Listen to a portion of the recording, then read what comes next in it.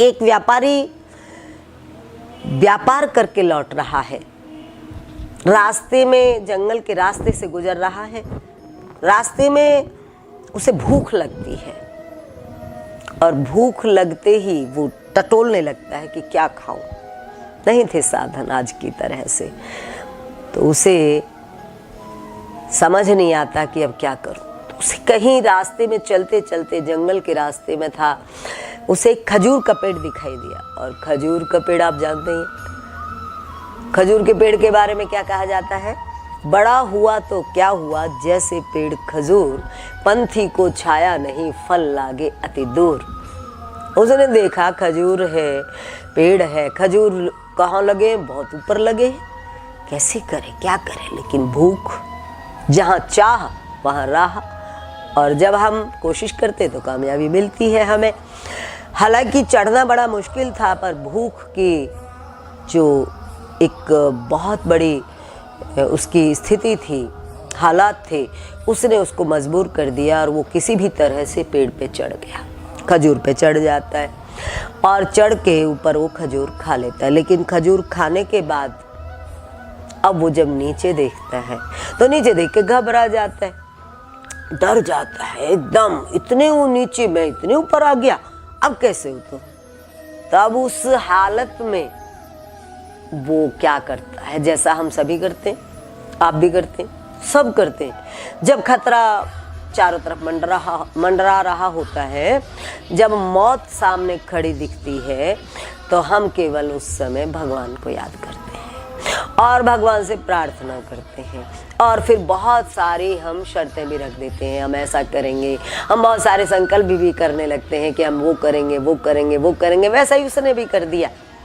उसने करा कि जैसे ही मैं नीचे उतरूंगा, मैं 100 ब्राह्मणों को भोजन कराऊंगा, भगवान मुझे नीचे उतार दो सही सलाम। अब वो ऐसा संकल्प करके नीचे उतरने लगता है।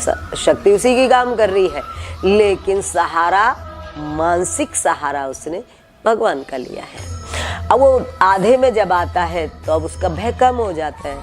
भय कम हो जाता है तो नीचे देख के फिर कहता है कि भगवान जी 50 ब्राह्मण तो मैं जरूर जिमाऊंगा, बस अगर मैं नीचे उतर गया तो 50 तो मैं जरूर जिमाऊंगा।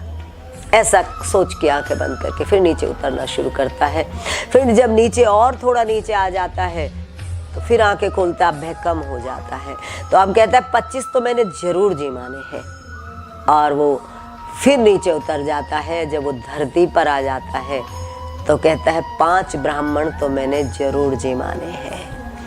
और ऐसा कह के वो घर की तरफ चल पड़ता है। जब घर पहुंचता है, घर पहुंच जाता है सही सलामत और अपनी पत्नी को मिलता है, अपने परिवार को मिलता है, खुश हो जाता है। अब उसे कोई भय नहीं है, वो पूरी तरह से निश्चिंत है।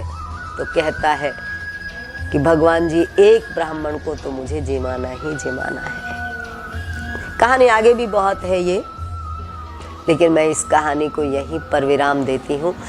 और इस कहानी से हम क्या सीख लेते हैं, अपनी जो मन स्थिति है उसकी सीख लेते हैं। जो हम धर्म करते हैं, जो हम प्रसाद बांटते हैं, जो हम पूजा पाठ करते हैं, उनमें 99% हमारा भय छिपा है। भय के कारण हम मंदिरों में जा रहे हैं, भय के कारण हम आश्रमों में जा रहे हैं, भय के कारण हम गुरुओं के पास जा रहे हैं, भय के कारण देवी देवताओं को मना रहे हैं। 99% हमारी पूजा भय के कारण है। जैसे जैसे भय कम होता चला जाता है, वैसे वैसे हमारी हालत भी बिल्कुल उस व्यापारी जैसी हो जाती है।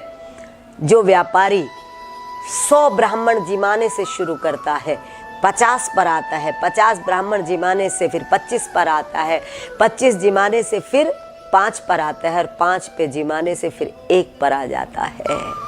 और एक ब्राह्मण को जिमाने के लिए भी 6 महीने लग जाते हैं कि आज नहीं कल, कल नहीं परसों, परसों नहीं तरसों। मैं नहीं कहती कि आप जिमाइए ब्राह्मण, मेरा मतलब सिर्फ इतना है कि आपके भीतर जो ये धर्म का भाव है, इसका संबंध जो भय से है, इसको टटोलिए।